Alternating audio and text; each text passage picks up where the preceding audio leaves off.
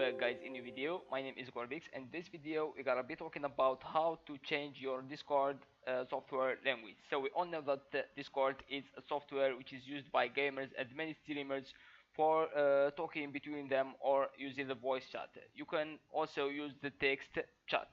So just before we start, I want to say thanks for 1k subscribers. I'm very happy for that and I hope this number will grow in the near future, and support me by clicking on subscribe and hitting like under this video. So let's get started.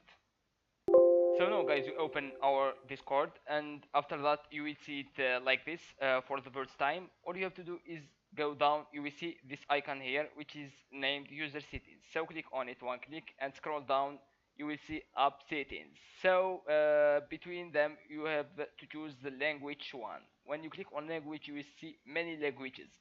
So choose the one that you want to use or that you want to see. Like me, I choose the French language here, so it will display it directly when I click on it, so you won't find any problem or anything else.